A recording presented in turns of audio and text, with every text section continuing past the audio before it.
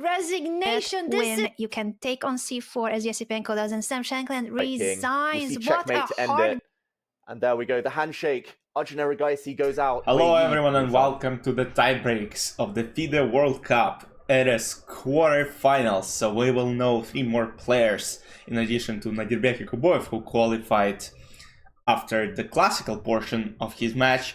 We have 3 tiebreaks: Wei Yi versus Arjun Erigaisi, Yavahir Sindarov versus an excellent chess player Martinez Jose Alcantara, who has an insane run in this FIDE World Cup, proving a lot of people wrong, and Andrei Sipenko versus Sam Shankland. So all these pairs went to the tiebreaks, and let's start by looking at the first one between Arjun Erigaisi and Wei Yi. Those 2 players are the favorites in their own brackets, meaning that they were the only top seeds in their own bracket to advance all the way to the quarterfinals. Because if you look at the other pairings, a lot of top seeds were eliminated prior to the quarterfinals, and we didn't happen to see other strong players. I mean, those players are actually like the best. They're having the tournament of their life. But still, I know for some fans they would prefer to see someone like, let's say, Prague in the quarterfinals, someone like Livon, etc. But okay, those are the best who remain in this event. Wei Yi versus Arjun. That's the second rapid game of their match. And there was a pattern of defense. Quite common on this level nowadays because it's pretty solid. And we got the following position where, in my opinion, White got more space, meaning they have more advantage. And I also like their activity, potential d5 weakness, and then also some maybe b7 weaknesses ideas like a5, a6 plans, maybe h5, h6 ideas as well. And yeah, it looks very good for White. And here it's around equal, as you will see by looking at the evil bar. Yeah, and we will see a lot of shuffling around b6, rook b5. So here Arjun managed to kind of put some pressure on d5 pawn. But surprisingly to me, this was actually not enough, as computer says it's slightly better for black. You might see minus 0.3. So bishop c7, bishop c1, bishop d1, and now f4, taking up even more space. But guess what? Even the ideas of f5 right now is a threat, don't really work out. So rook goes back to d8 to avoid f5 idea, rook b1, bishop d7, and now there are some potential weaknesses on both sides of the board. So this bishop is actually a lot better than bishop on d1, and this bishop is, I might say, slightly better than this one, because yes, it puts pressure here, but in reality, I mean, I think the only reason why black are so dominant here is because of the bishop in d7, just because it creates a lot of pressure, let's say on a4, and it's hard to come up with defensive options. Takes, rook a1, bishop d8, now rerouting the bishop and threatening to attack h4. So pawn goes to g5, takes. So apparently here computer likes bishop f5 more, because look, they immediately weakened the f5 square and bishop should immediately go there, and at bishop f3 there is bishop f4 and black are dominating on the light squares. But instead takes, and now bishop f5. I mean, still not bad, and after bishop f3, bishop e4 apparently here is still as strong as it was before. But instead bishop c2 was played, and after bishop d5, to me it's a bit weird decision, just because the pawn on g5, you don't even want to create a pass pawn for white in the endgame. I would honestly play bishop e4 as opposed to bishop c2, because then after bishop d5 I have to think of how to, I need to protect c4 pawn. So I don't really like bishop c2 decision, and computer doesn't like it either, because after bishop d5, yes, bishop d3, rook a2, bishop c7, the positions are around equal. King f6, bishop d3, rook h8, but nevertheless we got some mistakes going. a5, bishop e3, king f3, and now b5. And rook f2 is almost a decisive blunder in this game. So according to computer, rook b2 was the best try, and after a6, d6, but look, it becomes complicated. So the idea right now is that white are threatening to play bishop b7, take on a6, take on b5, and then create a pass pawn. And actually that makes a lot of sense right now, but okay, I mean, let's say I have an engine, those players don't, and is very complicated to find, very complicated lines, especially in time scrambles, like with 1 minute on the clock. Like, you gotta understand that, let's say, rook f2 is worse than rook b2, and rook b2 creates pressure on b5 and a6. So, yeah, rook f2, bishop f5, and rook b2, a6. So, one rook move d6, and it looks like we reached the same position. I actually... Oh, but the thing is, it's like one extra, you gave black one extra tempo, and here king s6, and let's say now bishop b7, rook h3. I'm trying to understand. Yeah, now this pawn kind of falls, king d4, and now just king d6, and the idea bishop a6, rook d3 is a checkmate. So that's like an extremely important variation to see. So rook d2 and bishop d3, rook f2, bishop f5, rook d2, rook h7. Again, few mistakes here. Rook d5 is best, but again, it's I think it's just, I'm not sure if this move is findable, because the idea is rook d5, king d4. To me, it looks just unfindable option, because I still don't understand why it is, let's say, that good. Let's say, I don't know, rook d7, king d4, rook d6 takes, bishop b7. Okay, this is lost. Then what is happening? Rook d6. Oh, king c5. So you kind of attack the rook.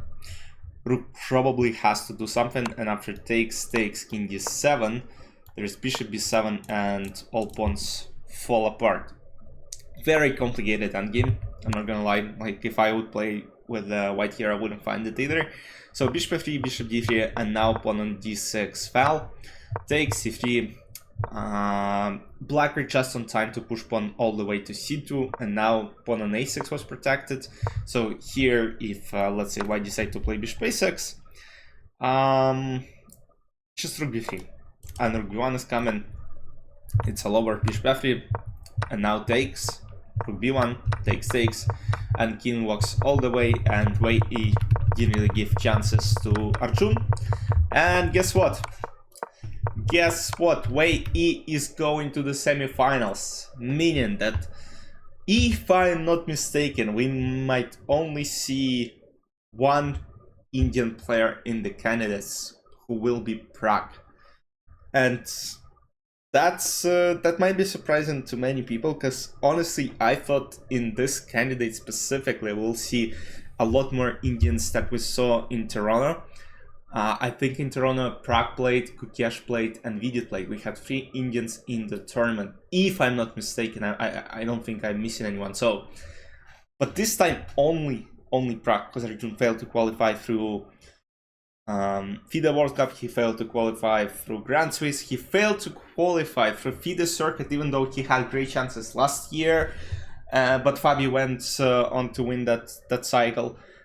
Yeah, heartbreak for Arjun, but he will come back stronger, and he will be, I think, in the next candidates for sure.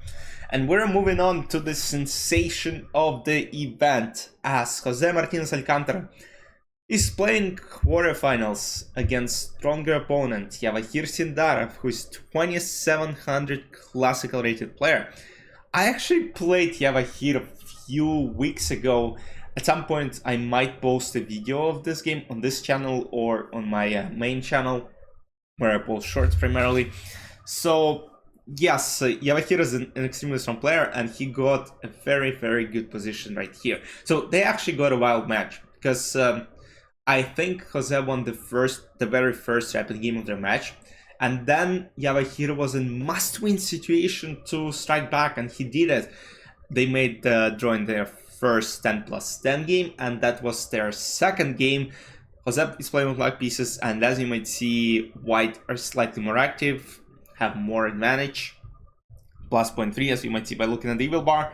So knight d3 was played, a6, knight c3, rook c8. They're a little bit, black are a little bit passive. It's hard to play, especially when you play stronger opponents. Yes, it might look solid, but sometimes it might fall apart. But if you can defend well, it might actually, you might be rewarded after all. e4, rook c7, a4. So the idea for black here is to strike with b5 or d5. Of course, d5 right now is not possible, but after, let's say, rook c8, d5, it might be possible. So Black got only active plan, rook c7 knight b4, but to me it's just really hard to protect this position, just to defend it. Like, look, pawn on b6 has to be protected, pawn on a6 has to be protected, and it's just very passive. And now Yavahir managed to get the knight to all the way to c6. So bishop f8, and after b4 king f3, and then b5, the knight on c6 is just a monster, and white got an extremely huge advantage. King h7 f4 takes. Nevertheless, Jose got some chances along the way. Rook d2, rook c2, so the idea could have been to slide the rooks on h-file and try to checkmate the king. Let's say you do some random moves, rook h2, rook c8, rook h3, rook c7, rook h2, rook c8, and then, of course, this would have never happened on top level, but just to show you some of the threats. f5 is a great move by Jose. He's trying to basically get some king activity at least, maybe push e5 at some point, and trade more pawns and potentially get drawing chances. Takes, e5, rook d5, rook a3, king f2, rook a4 was a blunder, because now Yavahir takes the pawn. Bishop b6, and at this point it became very tough to play for black. Even though after, let's say, king f7, which was played in the game, because I was watching this game live and I was like, and Yavahir was moving some of the moves with like very, very low time. He had like maybe 3 seconds, 2 seconds, but he still managed to play on, and I was like, I was scared. Imagine losing a position of a pawn just because of the poor time management. Like, it still might happen. On top level it happens a lot as well, not on amateur level, because look, time is time. Like, you think for a little bit more and you're lost. So bishop d6 is a blunder, rook f5, king f7, bishop d4, rook g3, king d5, and now king walks all the way potentially to c6. And after bishop h2, bishop f5, it turned out there's no way to stop the pawn from promoting. And after rook b4 take b8, not bishop h2. Bishop h2 was possible, but of course it's not really needed. But b8 is more precise, because after rook b8, bishop b8, bishop b8, rook f3. The problem is this pawn will be promoting without any problems, because let's say you can't really stop it, because you can't move your king along f-file, and this bishop is just not on time on e5 because king is on d5, d6, f8 is just too slow, g6, g7, g8, no problems with promotion, and white won the game and won the match. And we have, okay, I'll discuss it later, we have another Uzbek player in the semi-final, and the final quarter-final pair was between Andrei Yesipenko and Sam Shankland. Before the quarterfinal started, I said that I will be rooting for Andrei and I hope he will be winning, but again, I was saying also that Sam might continue his run in this FIDE World Cup as well. So, we got an interesting position. Sam played, first of all, to mention, Sam in a must-win situation, he lost, so they had a wild match as well. I think they made 2 draws in the first rapid portion, 15+10, and in 10+10 Andrei managed to win the first game with black, and now Sam in the must-win situation with black pieces, and he played quite risky opening for this level, which is perk defense.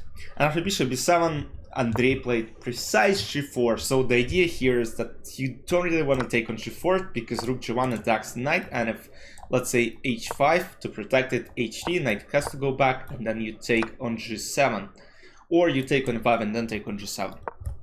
So h6, rook g1, a6. So Andrei is basically saying, Sam, you cannot castle short, because I'll just play g5 and you are completely lost. Let's say if black were to castle short, I mean, you can probably just resign after g5, because after takes, I think there is no way to protect. g6, queen h6, knight g5 is coming. It's just hopeless. Potentially some, I mean, let's see, if b4 was moved, bishop c4, rook g6, and whatnot.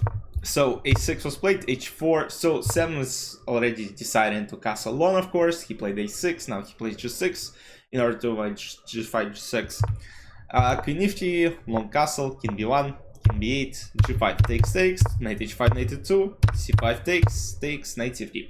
And in my opinion, Andrei got a dream position, because he knows some investment situation, and it becomes extremely tough for black to play. Because now, weak d5 square, bishop e2, knight d5 is about to be followed, and that's exactly what happened. Bishop e2, knight e5, rook d8.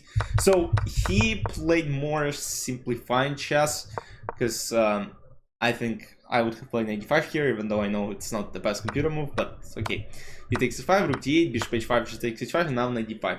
Knight slides all the way, takes, rook d5 and queen f3, attacking the rook. So the thing with this position is black are up a pawn, yes, but now white have g6 threat, because this pawn is pinned, and rook has to move. And if it goes to d6 trying to block this move, then we might still play g6, or we might play bishop e5. So the position is actually falling apart. So g6, rook d8 is a smart move, takes, rook g6, and now, unfortunately for black, it looks like the attack is just inevitable.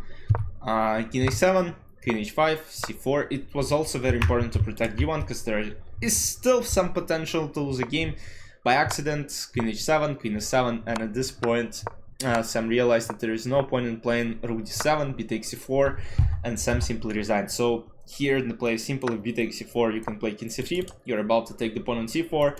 You then play f4, slowly advance the pawns, f5, f6. It is just a dead lost position.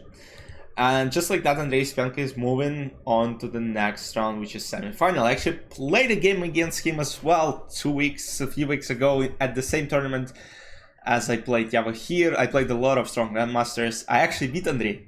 So if you want to see the game on this channel, please let me know in the comment section down below. I'll post it after the World Cup maybe. So let me take you through the bracket. So I was right that Yava here probably will end this fairy tale for Jose.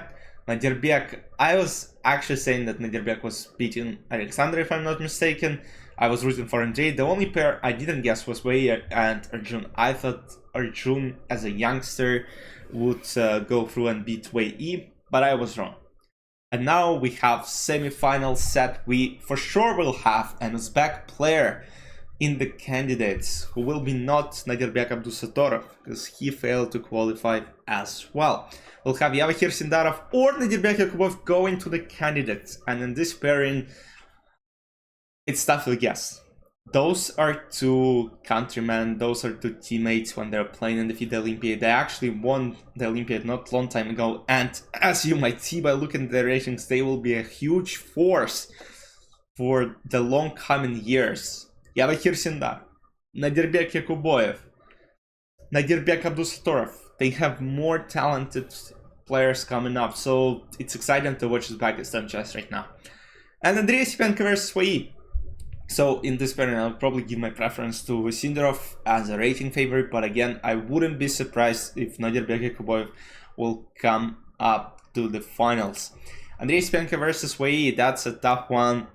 Again, I would have to give my preference to Wei E as a huge favorite in this pairing. He didn't lose a match yet, as well as Andrei, but I think Wei E didn't lose a single game. Yes, he didn't lose a single game in this World Cup, while Andrei had some losses along the way in tiebreaks, but he always managed to come back to, to get the wins in this matches and beat someone like Vincent Keimer, the top 4 player on the planet. So he might, my preference will go to Wei E as a huge rating favorite, but I'll be rooting for Andrei in this specific pairing. So I think we have a rest day tomorrow, if I'm not mistaken. Yes, 21st November, which is Friday semifinals game 1.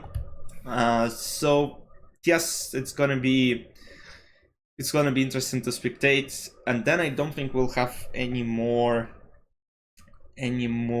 rest days. Yes, 21st, 22nd, 23rd, 24th, 25th, 26th finals tiebreak. So it's gonna be exciting. It is getting it's just getting very interesting right now.